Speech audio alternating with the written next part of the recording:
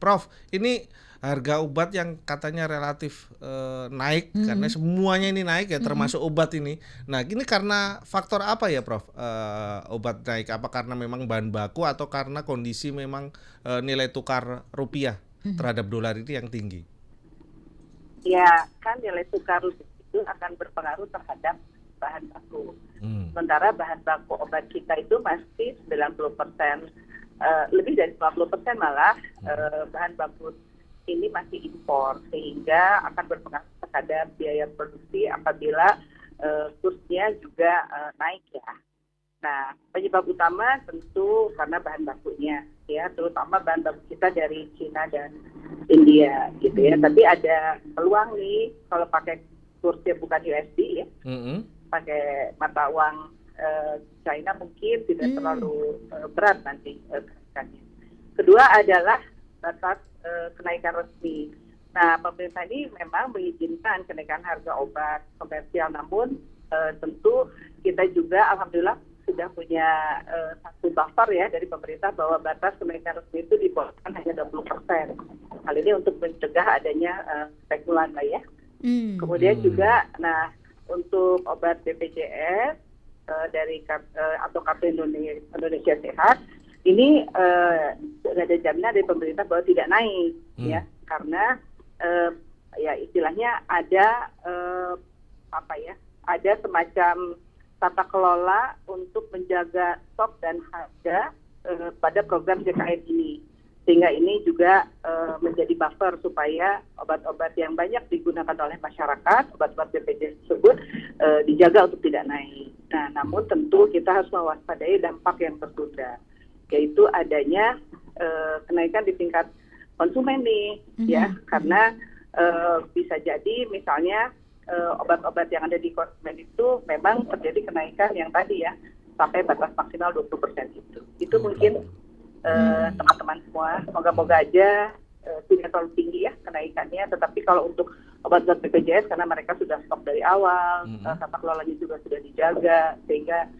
mungkin kalaupun ada kenaikan tidak di saat ini ya, mereka harus melakukan rekonsiliasi atau rekondisi dari harga-harga yang ada di sistem BPJS atau juga sistem dari Kartu Indonesia Sehat.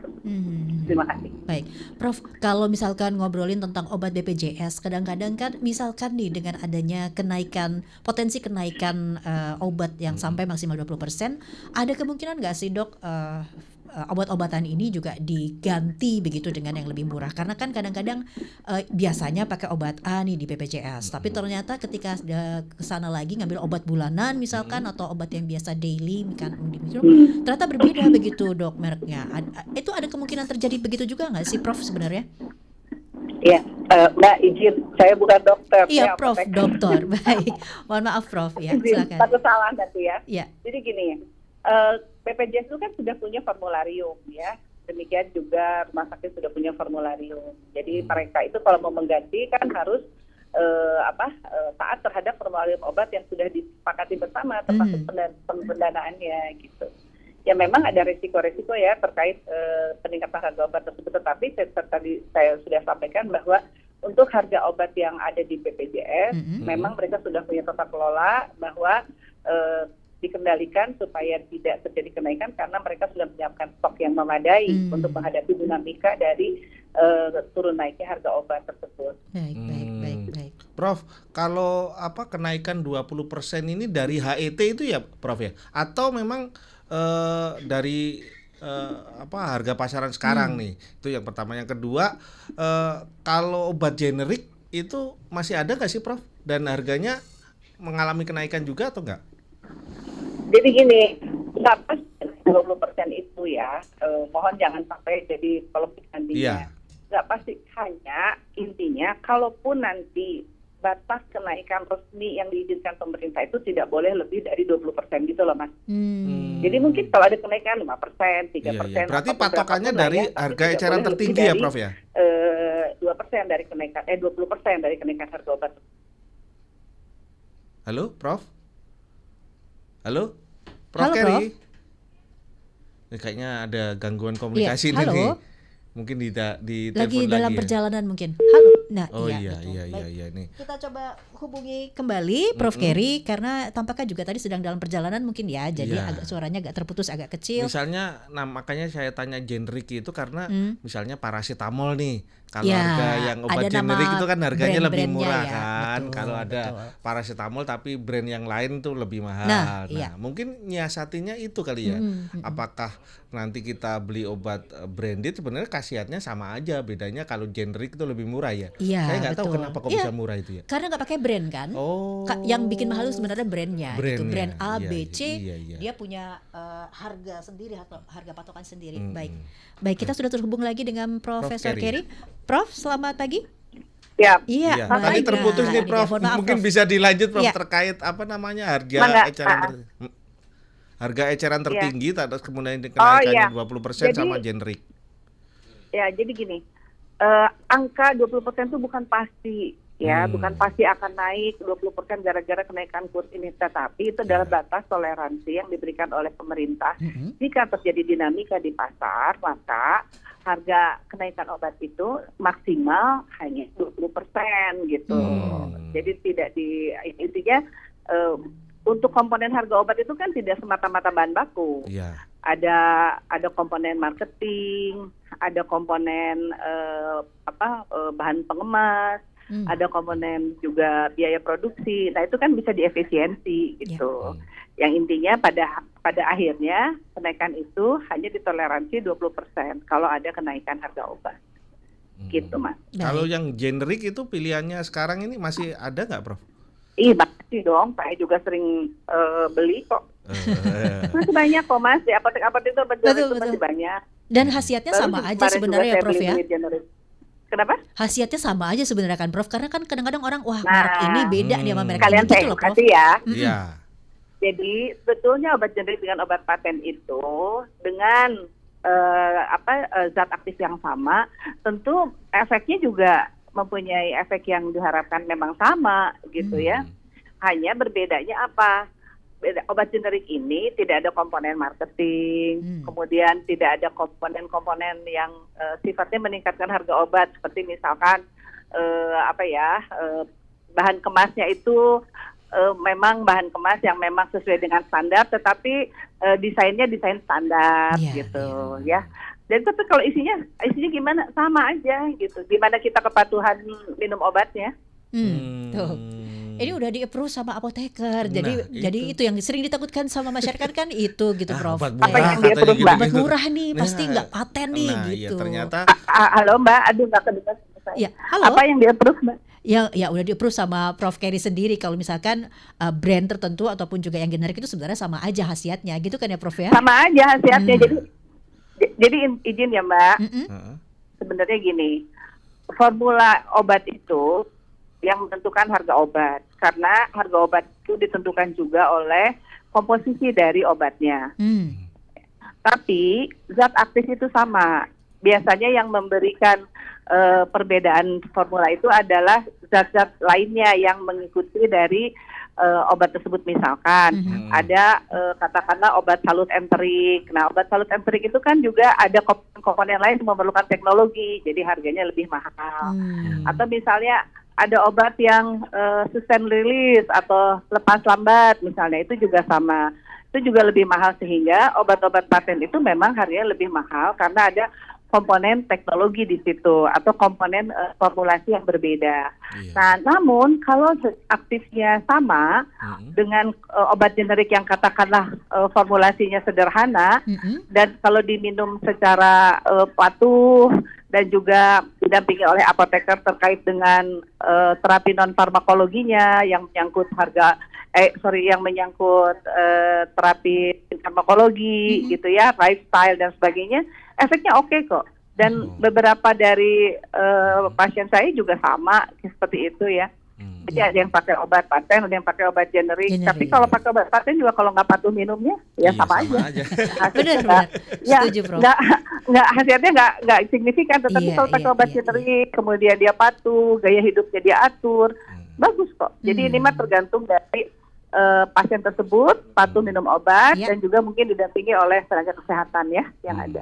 Prof. Kerry, ini kan pemerintah sudah memutuskan kalau kenaikan tidak lebih dari 20%. Kemudian ketika di Ya. lapangan ada apotik, kemudian toko obat yang menaikkan harga di atas ini, lapornya kemana ya, Prof?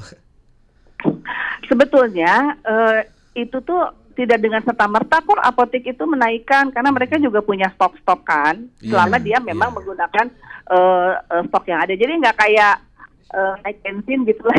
Iya, takutnya aji Bensin kan mumpung nih, sekarang Prof. sampai naik Aji gitu ya. mumpung gitu, semuanya naik, Kan obat. kalau ini enggak kok, mereka tahu kok bahwa setiap distribusi obat itu ada HET-nya. HET itu Iya. diatur oleh siapa? Diatur oleh prinsipal juga, prinsipal dan distributornya. Nanti prinsipal dan distributor memberikan update kepada apotik gitu. Jadi kalau sistem distribusi obat itu memang closed system ya, selama memang belinya di apotik gitu. Iya, Makanya iya. kenapa ya ini yang harus dijaga juga gitu ya, harga-harga obat yang di apotik dan HSM, dan saat ini kan memang HSM juga sudah mulai diatur oleh pemerintah ya. Iya. Jadi semoga lebih tertib lah semuanya gitu. Baik, baik. Prof Keri, sebenarnya kalau ada persentasenya, berapa persen sih obat produksi dalam negeri kita yang tidak bergantung sama bahan baku impor begitu? Susah ngomong.